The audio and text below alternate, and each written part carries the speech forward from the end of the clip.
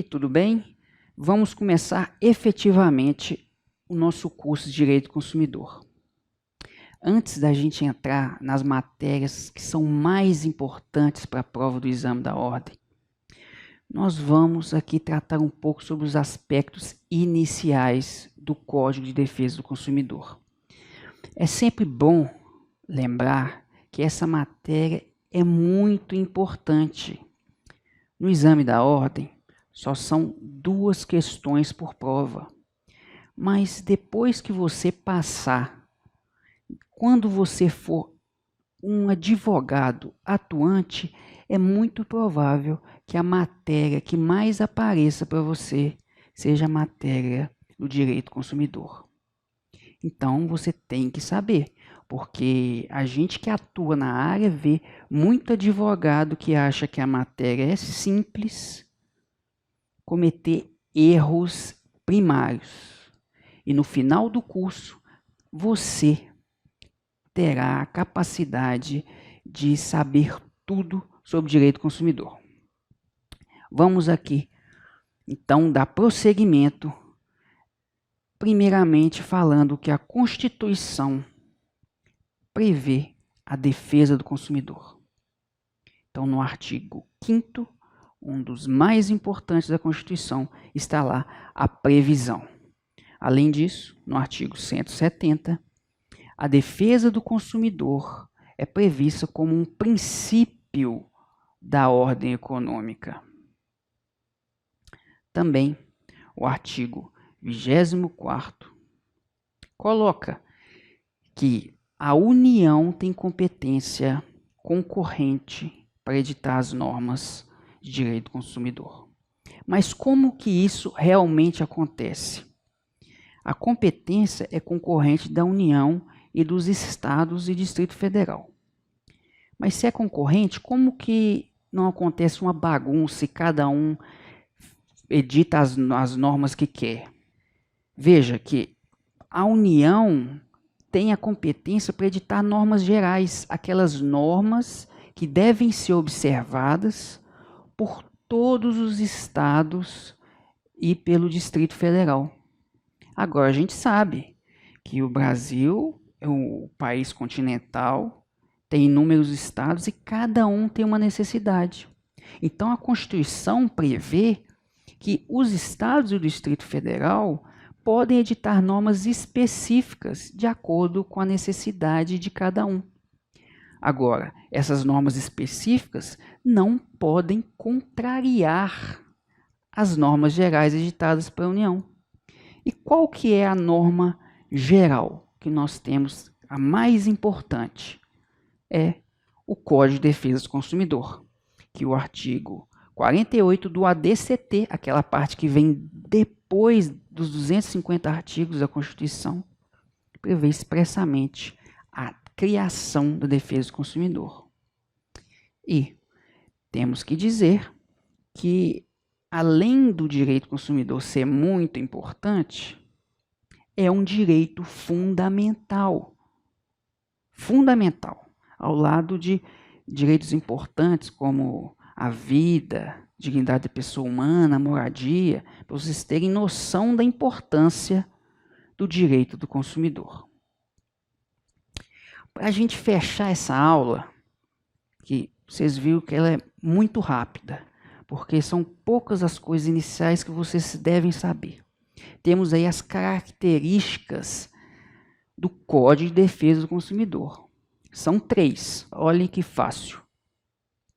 Primeiro é que o CDC é um microsistema jurídico. Acompanhe aí comigo. É um microsistema por quê? Porque ele é independente dos demais ramos do direito. Ele tem princípios específicos que são utilizados apenas para ele, mas também ele dialoga com os outros ramos do direito, porque no próprio Código de Defesa do Consumidor tem normas civis, administrativas, constitucionais e penais, por exemplo. E essa interdisciplinariedade pode ser conhecido também como teoria do diálogo das fontes. Mas, professor, o que significa essa teoria do diálogo das fontes? Significa que cada ramo do direito dialoga um com o outro, porque o direito é uno, é um só. A gente divide por matérias para facilitar nosso estudo. Agora, um ramo não pode contrariar outro ramo, por isso que eles têm que dialogar. Conseguiu entender? Nossa segunda característica está aí, é uma lei principiológica. Isso quer dizer que a lei tem normas gerais e abstratas para prever um grande leque de possibilidades, porque nós estamos falando de direito do consumidor, um mercado é muito dinâmico, então a lei precisa acompanhar. A lei, então, é principiológica. Nós vamos ter uma aula específica sobre os princípios presentes no Código de Defesa do Consumidor, que são muitos e são muito importantes também para o exame da ordem. A última característica é que o Código de Defesa do Consumidor contém normas de ordem pública e interesse social. No direito civil, se pressupõe que as partes estão equilibradas, estão em equivalência de forças. Então, isso quer dizer que cada uma das partes tem uma liberdade muito grande de escolha, porque nenhuma tem força suficiente para impor a sua vontade para outra. Isso é o que se pressupõe como regra. O direito consumidor não é assim. A gente sabe que o fornecedor está numa posição muito superior ao do consumidor. O fornecedor tem poder, tem dinheiro, tem uma equipe, então ela entende do produto, do serviço que está colocando à venda. E o consumidor, muitas das vezes, não tem essa possibilidade de barganha. Então, o consumidor precisa ser defendido de forma mais efetiva. Por isso que algumas normas são de observância obrigatória.